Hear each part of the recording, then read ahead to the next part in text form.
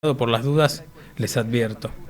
A ver, pero bueno, mientras tanto seguimos repasando un poco más lo que fue esta apertura controvertidísima del presidente Milei ayer a la noche. ¿Cómo le gusta, no? A las 9 de la noche al presidente Milei el horario central. Finalmente no deja de ser una diva más, ¿no? Pero bueno, sigamos con el próximo clip. Sí, sigan con las operetas que la gente sabe. Digamos, sabe que son unos mentirosos, saben que los audios son falsos, saben que el que declaró ya dijo que era mentira, pero sigan así ustedes mintiendo a la gente. Digamos, sigan mintiendo a la gente con situaciones que no tienen además los crudos. Vamos, sigan mintiendo. Manga de ladrones, manga de chorros. Por eso tienen a su líder presa. Y va a seguir presa por la causa de los cuadernos. Va a seguir presa por el memorándum de Irán. Va a seguir preso. Ya va anticipando las condenas que vienen, parece, ¿no? Antes se jactaba de que cuando Cristina fue condenada por vialidad, él no intervino a nivel judicial. Ahora ya te anticipa los fallos que se vienen. Incluso el memorándum con Irán, que dicho sea de paso, todavía no tiene fecha el juicio. Es insólito, pero a pesar de que ya las instancias de la justicia federal se decidieron en distintas instancias que se realice el juicio sigue sin fecha. Un problema administrativo del Tribunal Oral Federal a cargo del doctor Basso. Bueno, después se nota que lo altera un poco el tema de Karina y el triplete, ¿no? Porque finalmente esa fue la respuesta. Dice, ya la gente sabe que los audios son falsos. Bueno, no, la verdad que la gente no sabe que los audios son falsos, y justamente la Cámara Federal porteña, dándole un salvavidas al presidente y a su hermana, pidió que, a pesar de los procesamientos dispuestos por el juez Casanelo antes de librarse del expediente que ahora tramita bajo la órbita de Ariel Lijo, audite el origen y la veracidad de esos audios. O sea, digamos, como le gusta decir al presidente, hay altas chances de que dentro de un tiempo nomás se termine declarando nulo el expediente Andis, no porque sean necesariamente inocentes, sino por una nulidad de la prueba de origen. A pesar de que, como contamos acá, el juez Casanelo fue bastante cuidadoso en basarse en prueba que fue recolectando alrededor de lo que surgió de la revelación de los audios, pero no usó los audios, digamos. Trató de esquivar, para que no le pase lo que pasó justamente a la causa Cuadernos que invocaba el presidente. En fin, tecnicismos muy finitos que pueden hacer la diferencia en cuanto al resultado final de cada causa. Vamos con lo que sigue. No, ustedes no pueden aplaudir porque se les tapan las manos a los bolsillos ajenos. Acá igual como que yo no escupiría tanto para arriba. Hay que ver qué pasa con los Milei cuando termine el gobierno, sea en el 27 o en el 31, si es que tiene reelección. Porque la justicia bastante se le ha animado a este gobierno, porque es un gobierno que todavía no le encontró la vuelta al tema de la agenda judicial. Y bueno, cuando deje el poder un hombre sin el aparato que han sabido construir los kirchneristas, incluso los radicales, ¿no? Los peronistas clásicos y demás, hay que ver dónde termina Milei. No sea cosa. Mejor la precaución. Aunque este es un presidente que le gusta decir que es fanático de acelerar en las curvas. ¿Qué más tenemos por delante? ¿Tenemos algún Milei más? ¿No? Ahí está. Bueno, a ver, ahora, ¿cómo meterse en el quilombo? En el quilombo del fin de semana que tiene que ver con el bombardeo a Irán, ¿no? El presidente durante la reunión, durante la apertura de sesiones ordinarias, mejor dicho, reivindicó y dijo que hay que establecer como política de Estado el alineamiento automático de los Estados Unidos. Bueno, jueves, viernes, Trump hablaba de Cuba, de quizás una incursión amistosa en Cuba. Terminamos amaneciendo el sábado con el bombardeo a Irán. No soy un especialista en política exterior, pero está a la vista que el mundo está en vilo ahora. Curiosamente, mientras sucedía lo de Irán, el ataque conjunto de Estados Unidos e Israel a Irán, la gente estaba agotando entradas para la finalísima de la selección argentina con España a jugarse en Qatar. Qatar, blanco de los iraníes en represalia, ¿no? De hecho, estuvieron atacando todos los hoteles de lujo de Qatar. No sé por qué el mundo podría garantizar la final esa en Qatar y no el resto de la paz. Pero bueno, veremos. Y después, a ver, lo importante acá, lo más sobresaliente, dentro de lo que fue el ataque coordinado entre Estados Unidos e Israel a Irán, fue asesinado el líder supremo Jamenei, que fue el que dio la orden en 1993 para que se realizara, según estableció la justicia argentina, el atentado a la AMIA, ¿no? Él estuvo detrás de la orquestación, fue el que dictó la fatwa y bueno, era uno de los 10 acusados por el atentado a la AMIA, que la justicia argentina también tiene pendiente de resolver si juzga o no en el famoso juicio en ausencia. Después decir que el jefe de la guardia, ¿no?, de Irán, que coordinó la logística del atentado, resultó electo como sucesor de Jamenei. Por lo tanto, tenemos otro acusado ahí ahora liderando Irán, y me parece por lo menos atinado que el gobierno argentino, a partir de este alineamiento total con los Estados Unidos, haya decidido reforzar la seguridad de los posibles blancos de ataque terrorista en la Argentina, porque vamos a estar complicados si esto se extiende en el tiempo. Aparte, el origen, según estableció, como les decía antes, la justicia argentina del atentado a la AMIA, se empezó a pensar a partir de cambios en la política de intercambio de armamento con Irán a fines de los 80, ¿no? Y fue después, en el 93, cuando se resolvió atentar contra la Argentina, lo cual sucedió el 9 de julio, ¿no?, de 1994, en lo que tiene que ver con la AMIA. 2 años antes, obviamente, tuvimos el atentado a la Embajada de Israel. A propósito de todo lo que remueve el tema Irán en Argentina a partir de los atentados, también tenemos personajes así, ¿cómo decir?, del infierno, como Luis Delía, que salen a decir pavadas. Pero bueno, Delía, a pesar de ser ya una persona con muy poca entidad, no deja de ser uno de los acusados por el pacto con Irán, que está pendiente de debate en juicio oral. Delía dijo esto, a ver, ¿lo tenemos? Y Milei es Estados Unidos, Israel y el sionismo. Irán, ¿quién es? ¿Quién es Irán en la Argentina? Yo soy Irán. Delía. Yo soy Irán, dice Hoy Delía. posiblemente, y lo digo con toda fuerza, con toda convicción, probablemente, como hace 30 años, hagan otro atentado en la Argentina para victimizarse. Bueno, hay otra animalada, Delía, planteando la teoría conspirativa de que lo que pasó en la AMIA fue un autoatentado, dijo después en TikTok, armado por la CIDE de Menem y el Mossad. Bueno, estas declaraciones delirantes de Delía, donde se autoproclama vocero del régimen iraní en Argentina, tuvieron sus consecuencias legales. Familiares de las víctimas del atentado a la AMIA pidieron que estas declaraciones se incorporen a la prueba del juicio en camino por el memorándum con Irán, que se entrecruce con las comunicaciones que ya forman parte del expediente, por ejemplo las famosas charlas de Delía con Jorge Khalil, el representante de la comunidad iraní aquí en Buenos Aires.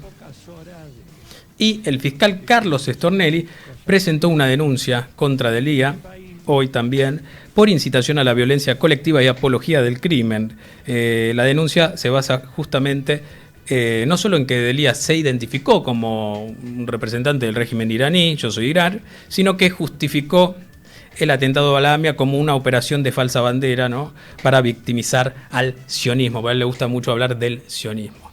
Tenemos... A Delía no le cayó también el tema de la denuncia de Stornelli, que me tocó contar ahí en Infobae hace algunas horas, y dijo esto, a ver. Ladran Sancho, señal que cabalgamos. El sionismo ha mandado a un esbirro suyo, Stornelli, a montarme una falsa denuncia para intentar hacerme callar. Toda mi vida he estado a favor de las víctimas. Entre los nazis y los judíos estuve a favor de los judíos. Menos mal que lo aclaró, ¿no? Entre los nazis y los judíos estuve a favor de los judíos. Menos mal. No sé, igual me parece que no era tan viejo Delía como para que no sé, era como casi menos que un embrión, me parece, en esa época. Pero bueno, no importa, él por lo menos lo aclara. Y después hace una aclaración más que vaya a saber uno qué tiene que ver, pero la hace, a ver. Entre los nazis y los judíos estuve a favor de los judíos. Entre los españoles y los aborígenes a favor de los aborígenes. Vamos con la RAM. El sionismo genocida y los palestinos estoy al lado del pueblo palestino. Ni muerto me vas a hacer callar, Stornelli, ni vos ni nadie. Bueno, nada, no le tiene simpatía a Stornelli, evidentemente. Después viene Delía con la perorata esa del cable de Wikileaks, donde se ordenó su detención y que él fue un preso político y la mar en coche. Para mí, estos videos, el problema es que los debe hacer cuando tiene un pico de glucosa, él es diabético. Entonces ahí se delira. Para mí, trato de encontrar una lógica a las pelotudeces que dice Delía, pobrecito, pero a veces, qué sé yo. Bueno, no en vano se dice que el sentido común no abunda. ¿Qué decirles? Pero bueno, salgamos de Irán y vayámonos a otro destino favorito de Luis Delía. Vamos a Venezuela, que también trajo novedades este fin de semana. ¿Por qué? Porque finalmente, después de 448 días, fue liberado el gendarme Nahuel Gallo. Y obviamente no podía estar exenta de polémica la liberación de Nahuel Gallo, porque en la Argentina finalmente somos como un gran conventillo a cielo abierto. ¿Qué pasó? La liberación de Nahuel Gallo se dio en el marco de negociaciones casi de diplomacia paralela entabladas entre la Asociación del Fútbol Argentino, la AFA, Claudio Chiquitapia, y el gobierno de Delcy Rodríguez a través de la Federación de Fútbol No de Venezuela. Bueno, ahí tenemos la foto de Nahuel Gallo cuando arriba en un jet dispuesto por la Asociación del Fútbol Argentino, acompañado por el titular de la Federación de Fútbol Venezolana y el famoso secanucas Luciano Nakis, prosecretario de AFA, pero conocido finalmente por el hecho de la secada de nuca al Chiqui. A ver,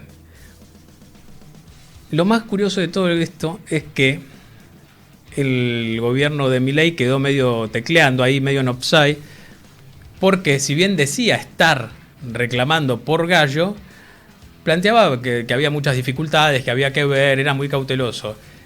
En el medio apareció la diputada ex libertaria Marcela Pagano a atribuirse parte del crédito, diciendo que la diplomacia parlamentaria fue determinante también dentro de lo que fueron las negociaciones iniciadas por Tapia.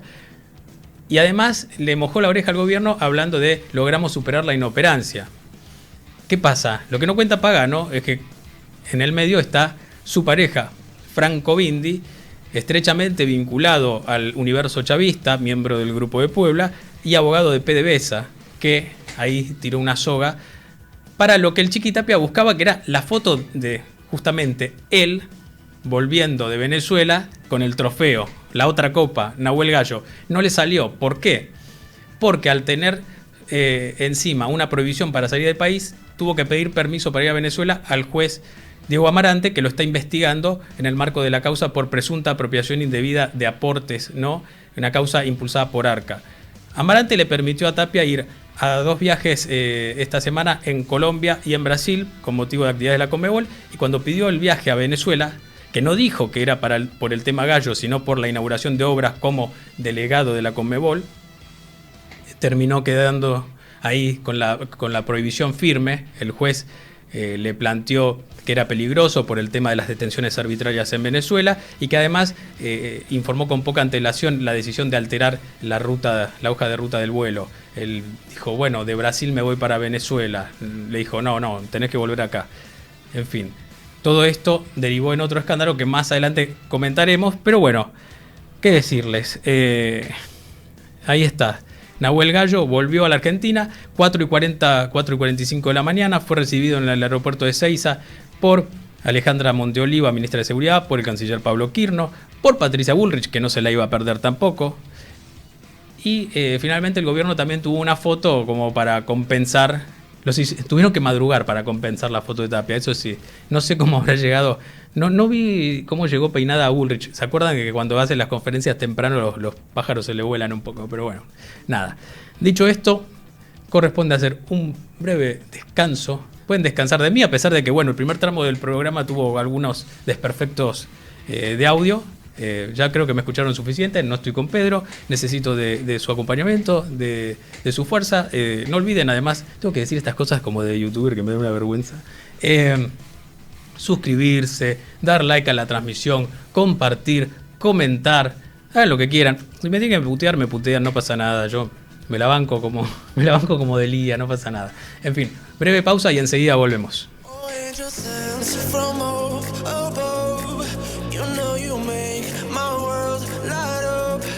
When I was down, when I was up, you came to lift me up. Life is a drink and love's a drug. Oh, now I think I must be my years up. When I was hurt, we dried up. You came to redefine.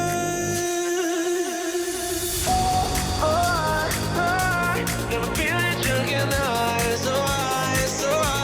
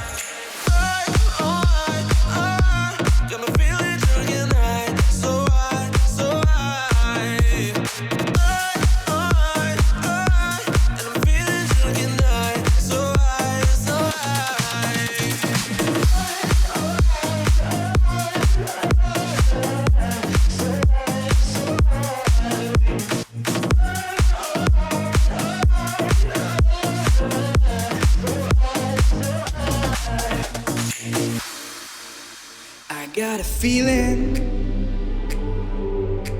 that tonight's gonna be a good night. That tonight's gonna be a good night. That tonight's gonna be a good night.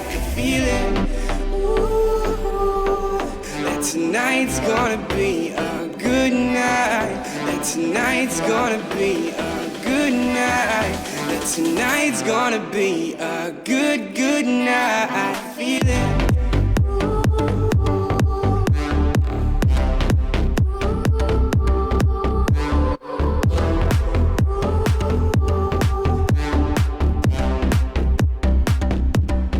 I got a feeling that tonight's gonna be a good night. That tonight's gonna be a good night. That tonight's gonna be a good. Bueno, ya parece que me repito, pero lo prometido es deuda, diría Toto Caputo. Y acá tenemos en el estudio, finalmente, a un periodista amigo, pero que además y sobre todo admiro, que es Ceferino Reato. Ceferino, muchas gracias por haber venido. Por favor, Camilo, te pido disculpas públicamente porque un par de veces no pude llegar, a pesar de la insistencia de tu productora. Bueno, pero hace bien su trabajo. Sí, es una auténtica... Es de raza. Perra de presa. Pero bueno, ¿por qué vino Ceferino? Aparte de porque lo admiro y es mi amigo y además mi vecino. Porque, como conté en algún otro programa y en las redes, Ceferino sacó un libro el 1 de febrero. Sí. Pax Menemista, lo tenemos acá, si se ve bien, perfecto. Tenemos igual la foto después para poner la tapa durante la charla. Que es la historia secreta de los indultos a los militares y montoneros en el país del odio. Primero, ¿por qué fuiste al término romano, no? Pax. ¿Viste ahí en Menem una suerte de Augusto romano? No, para nada. Lo que pasa es que, viste, cómo somos los periodistas, con esa licencia que tenemos a veces excesiva respecto de las metáforas de la historia. Sí. Siempre hablamos de Pax en la justicia, Pax en la hinchada de Boca. Para todos nosotros un acuerdo es Pax. Pero nos cuestan los acuerdos a los argentinos. Es verdad, porque es el país del odio. Yo creo que lo que acá rinde mucho es el lenguaje del odio. Y yo tomo la frase de Joaquín B. González, un riojano, ¿te acordás de Mis Montañas? Que en 1910 el diario La Nación le pidió que hiciera un ensayo de evaluación del primer centenario. Se llamó justamente El Juicio del Siglo. Salió una separata en el diario La Nación y él dice algo que después fue muy citado. En este país, desde el 25 de mayo de 1810, una ley domina la política y es el odio. Y no cambiamos nada, porque finalmente vos te estás yendo al 1910 y estamos ahora en el 2026 y seguimos hablando del odio. El odio paga, ahora se dice las grietas, pero en realidad siempre es el odio, o sea, la antinomia. Sí. Y en la época de Menem, estamos hablando de 1989, 1990, un país devastado por una crisis económica, social impresionante. Esto es antes de la convertibilidad, antes del 1-1. Bueno, en ese año y medio el país estuvo como al borde del abismo. Ahí sí que en 1989 había una inflación de casi 5.000%, pero de verdad. Pero no era un cálculo incomprobable. Era el cálculo de que el 17.000 si íbamos a la velocidad. A la velocidad de la luz y lo dividimos por 20. Viste que los economistas para todo tienen un argumento. Sí.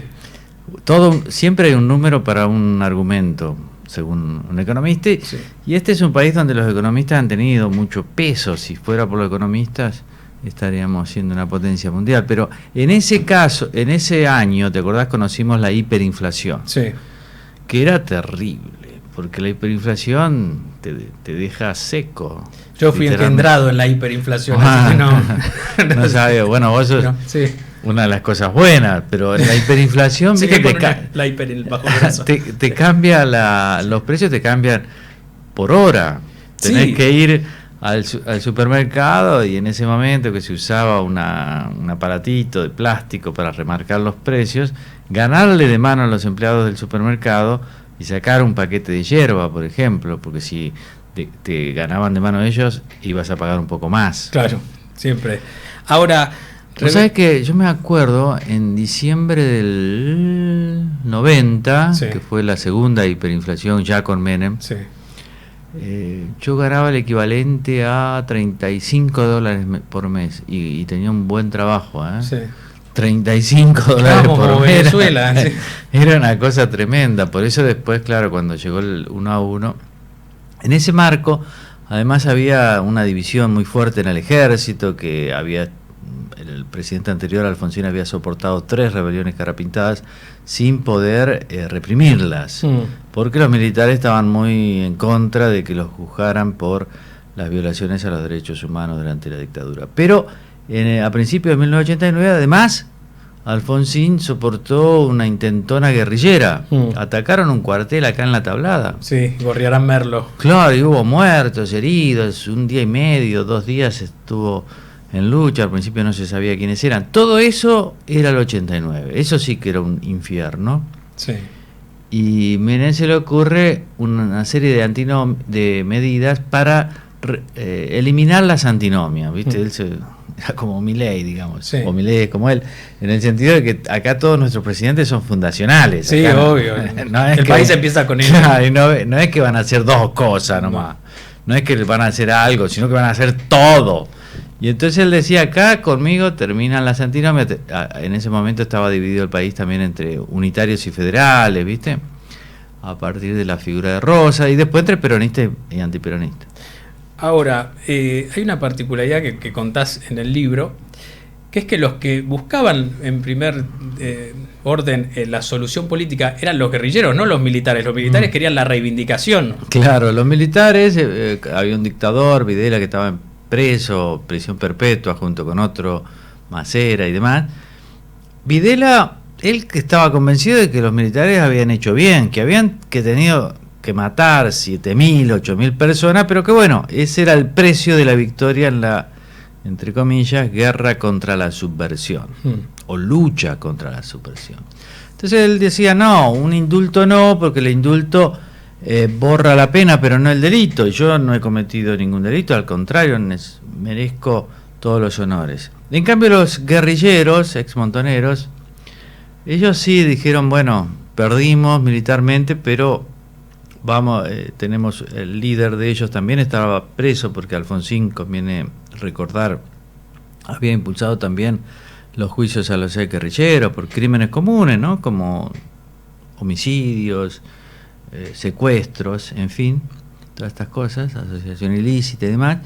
Y a Firmenich, que era el número 1 de Montonero, estaba preso y lo querían liberar, y además querían terminar con los procesos judiciales contra un montón de exguerrilleros, y a ellos se les ocurre, no a los militares, el indulto o los indultos, y se lo convencen a Menem, con quien hacen una alianza, ¿no? Mario Montoto tuvo un rol muy preponderante ahí. Montoto hoy es un empresario muy importante en defensa y seguridad, es el presidente de la Cámara de Comercio Argentina-Israelí, hombre de confianza de Israel, pero también de Estados Unidos. En aquel momento su historia de vida era otra. Era otra.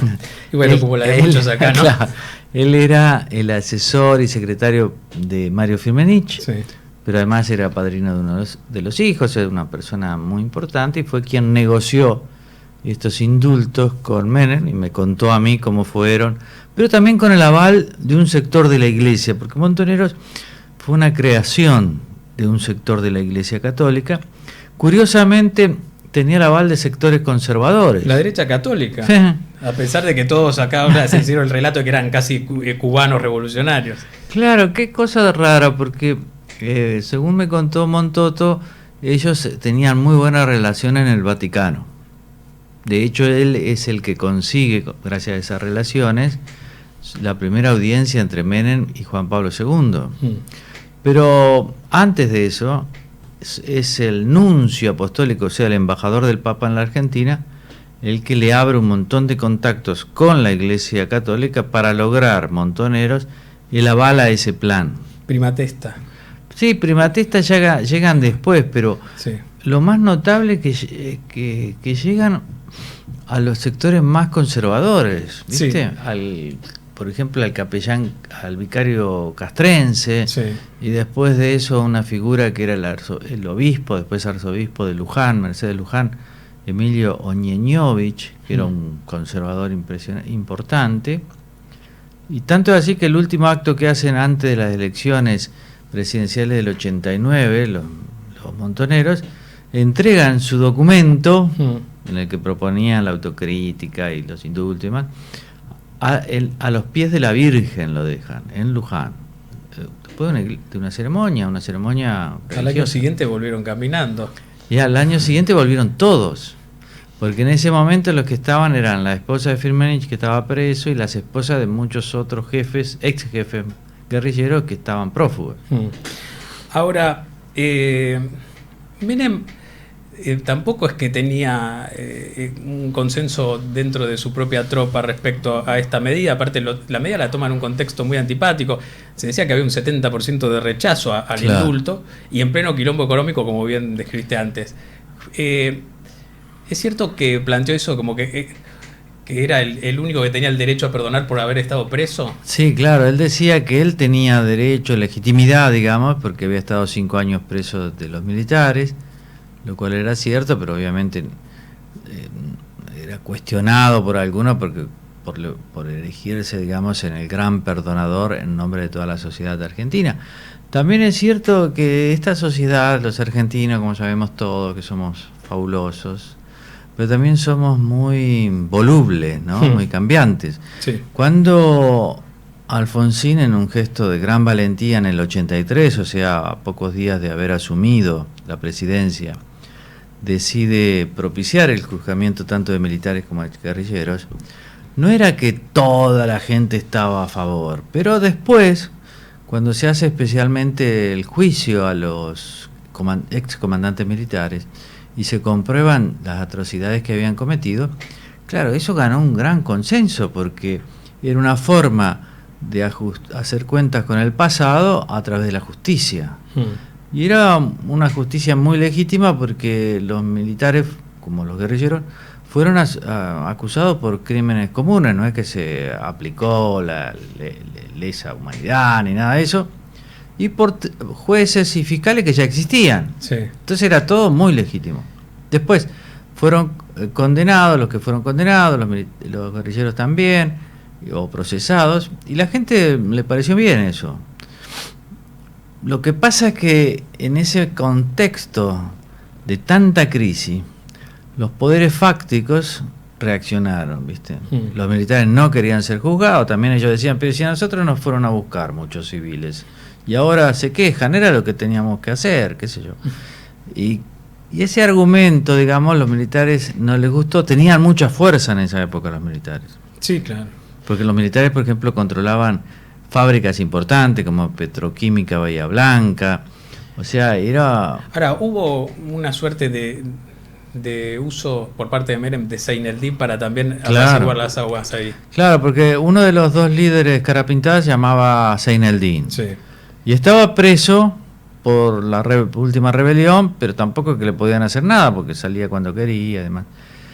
Y entonces él se alía, Seineldin y Menem se alían, porque Menem en la interna peronista, digamos, llevaba las de perder, era apenas el gobernador de La Rioja frente al gobernador de Buenos Aires, que era Cafiero, Sí. y le gana.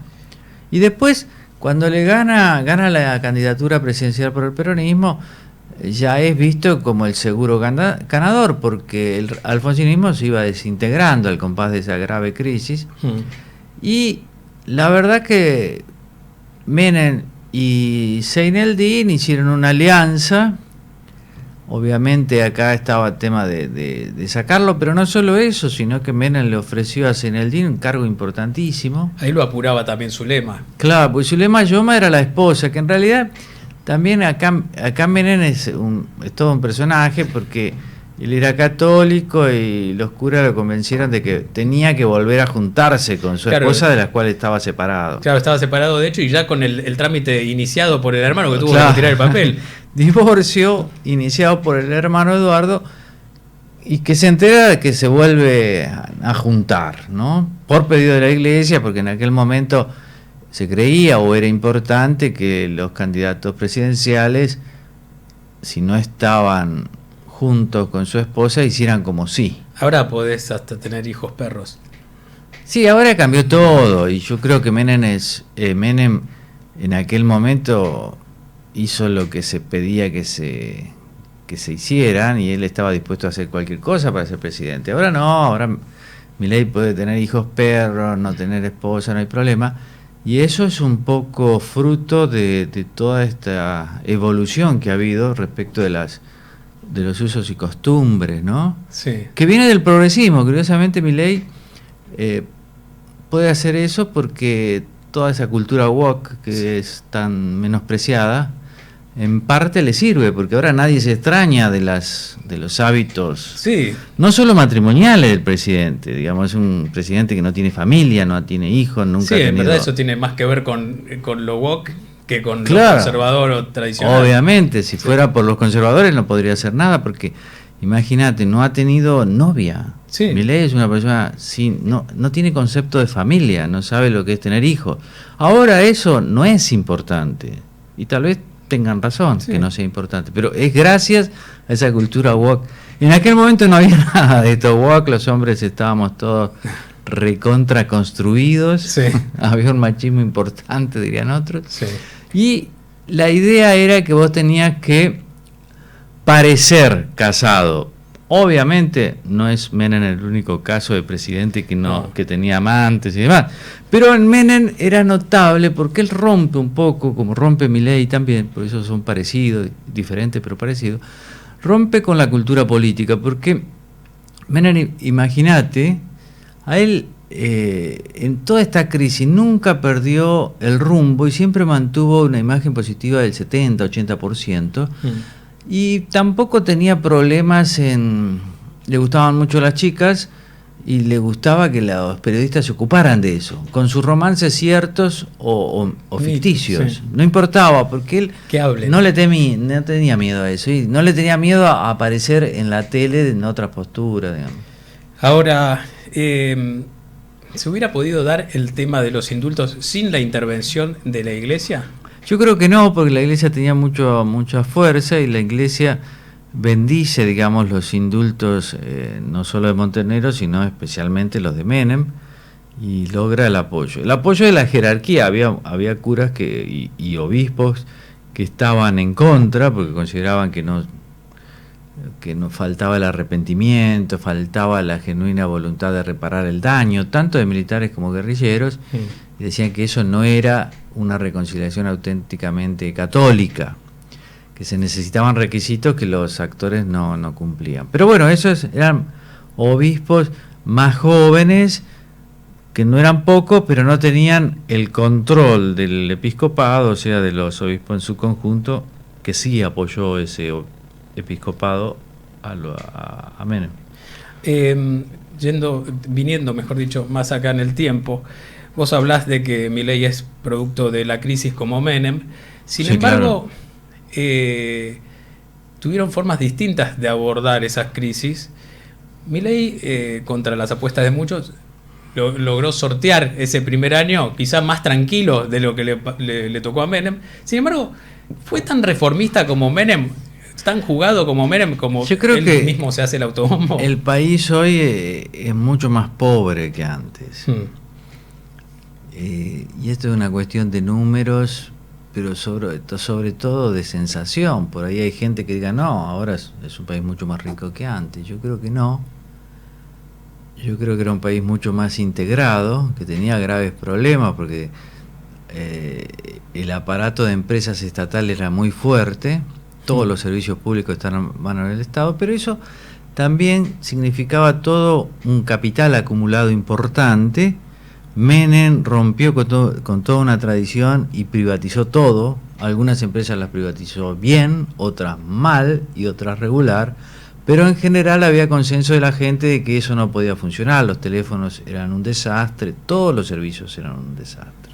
Se cortaba la luz cada 2x3, teléfono no te lo ponían nunca, te afanaban las líneas, en fin, costaba más una línea telefónica que un departamento. Si ibas a alquilar, el problema no era dejar de pagar el alquiler, el problema era que te chorrearan la línea los propios empleados de Telecom cuando hacían reparaciones en el edificio. O sea, era un verdadero desastre. Los trenes estaban en manos del Estado, mucha gente, con razón o no, añora esa época, pero yo que viajaba en tren digo que era un desastre total. Los sindicatos robaban junto con los estudios jurídicos y perdían plata. YPF era la única petrolera del mundo que perdía dinero. Todo eso era un desastre. Pero claro, había gente que vivía muy bien. Y él rompe, digamos, hace un giro liberal importantísimo, y rompe con todo eso y privatiza todo. Algunas las hizo bien, otras mal. Hubo corrupción, mucha corrupción. Mucha corrupción, especialmente después del 90, ¿no? Sí.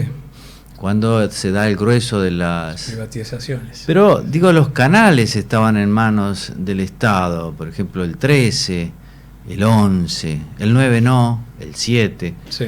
Las radios, ¿viste? Era una cosa casi terminal, era un Estado que había funcionado, que en ese momento se quedó sin plata, por muchos motivos, y hubo que privatizarlo y lo hicieron. Y además, el partido militar tenía mucho poder, controlaba empresas gigantes, Petroquímica Bahía Blanca es un gran ejemplo, todo eso fue privatizado, y el poder militar fue transformado en nada.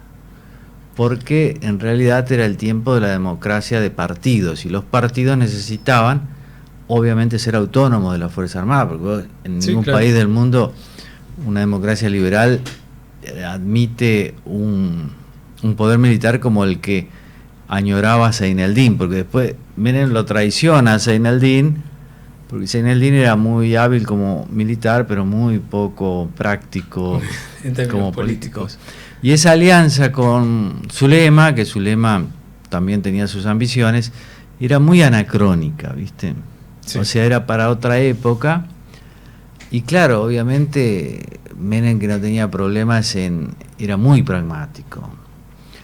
Y hasta que encuentra la convertibilidad. Pero mientras tanto, hace todas estas cosas de los indultos, que claro, la gente estaba enojada, porque los juicios le parecía algo bien. Y hubo algunas protestas, pero después la gente también se olvidó de este tema, y con la convertibilidad, el 1 a 1 elimina la inflación, que era un cáncer, pero de verdad. 5.000, es bravo 5.000 por año, pero de verdad, no era de, la proyección acá. Y yo creo que hoy el país es distinto y es mucho más desintegrado, hay una pobreza muy fuerte, muy arraigada, en otras cosas es mucho más moderno, obviamente, pero me parece que en términos generales la situación en el 89 era peor. Era más picante. Sí, claro. Ahora Menem, con Milei ahora como Menem antes, también, claro, fruto de una crisis muy fuerte. Ahora, y a modo de cierre, Menem llega, como planteas en el libro, con el mandato de pacificar a la Argentina y lo viene como a pacificar desde el consenso. Milei como que lo está pacificando a los palazos, ¿no? Bueno, yo no sé si está tan pacífico el país. Yo creo que Milei... Él dice orden, que no es lo mismo que pacificar. Sí, fue un gran acierto de Milei y de Bullrich haber desmontado los movimientos sociales, que eran una cáscara vacía que solo era financiado por el dinero del Estado. Sí.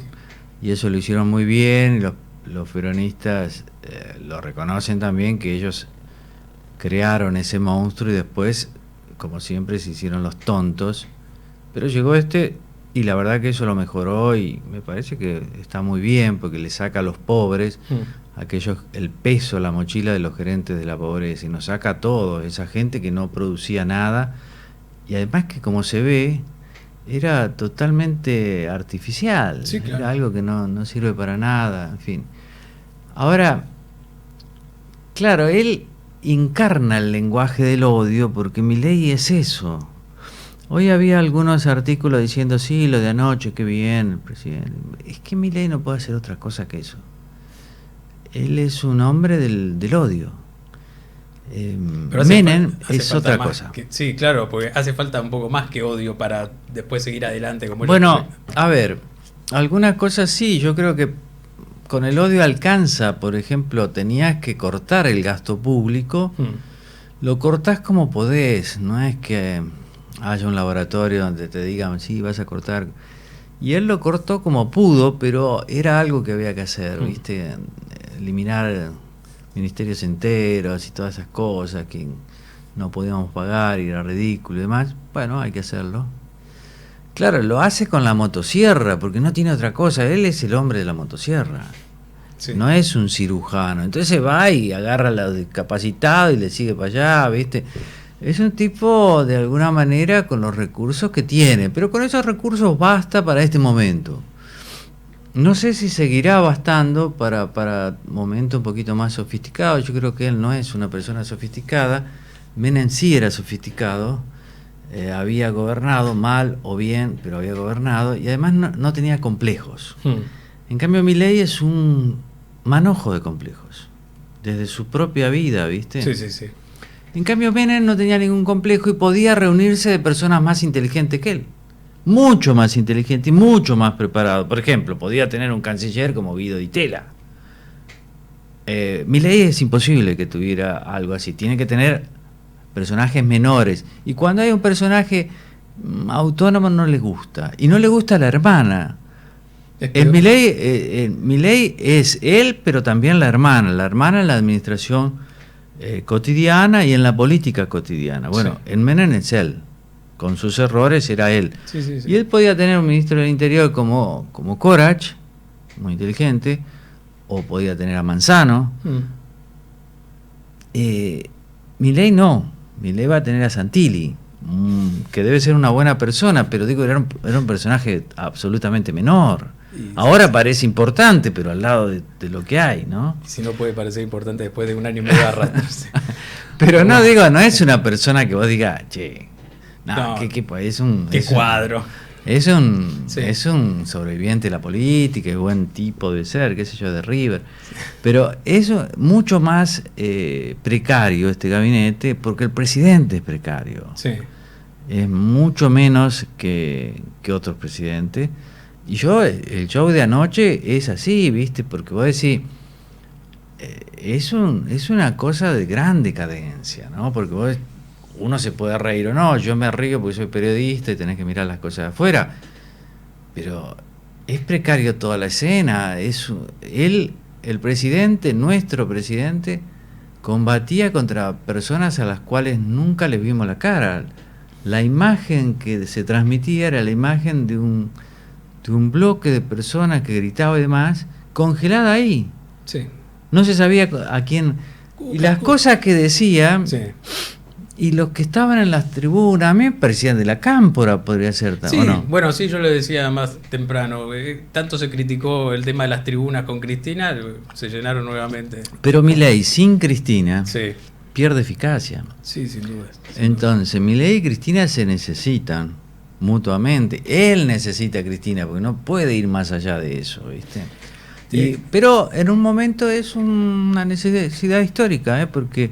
La gente estaba muy odiada, con razón, con el cristinismo, y surge esta expresión. Y este lenguaje del odio captaba muy bien a ese estado de la nación, de una nación odiada mayoritariamente contra el kirchnerismo y el peronismo.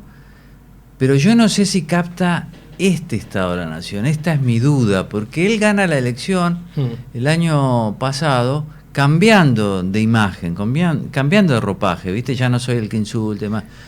Y ahora yo no sé si la gente, el odio que tiene tanto odio, y no sé si el mal humor de la gente, suponiendo que lo tenga, que yo creo que puede ser, no sé si ese mal humor identifica al kirchnerismo como el principal responsable, porque este gobierno ya tiene 2 años. Claro. Bueno, no lo sea eso. Es la gran pregunta que se le pone. Es una incógnita. Tal cual. Vamos a ver. Vamos a ver. Bueno, para cerrar, la presentación del libro, ¿cómo sigue ahora? Porque estuviste por el interior, estuviste haciendo distintos eventos. Y yo ahora el viernes 13 nos vamos a Córdoba, el libro y yo. Después me voy a Rosario el 25 y el 25 de abril lo presento acá en Buenos Aires en la Feria del Libro. Perfecto, agendamos. Pero es muy... viste, hay que tratar tengo que hacer que la gente se entere. Está perfecto. Pará, ¿me lo vas a firmar hoy acá o me lo tengo que llevar a la Feria del Libro? No. ¿Lo vas a firmar? Acá te lo firmo, es lo mejor que hago. Bueno, perfecto. Bueno, últimos 2 minutos de programa. Librazo, yo lo recomiendo, lo leí de principio a fin, muy completo. Nos quedó pendiente abordar el tema de la repatriación de los restos de Rosas, también muy interesante ese momento, porque pinta el cuerpo entero como en la Argentina, ¿no? Uy, la Argentina es linda. Es tremenda. Qué lindo país para ser corresponsal extranjero. No, es un hermoso país, pues nosotros somos re macanudos, pero este país fue a la guerra contra Malvinas. Después no querían hacer un monumento acá en Cava. Claro, no querían hacer un monumento. No, viste, estaban en todo el país se habían hecho, pero acá no, porque había que preservar las laderas de las colinas naturales. Bueno, nada, que decirles, la Argentina misma. Antes de cerrar, decir que, bueno, mucha expectativa para esta semana también en torno al tema AFA.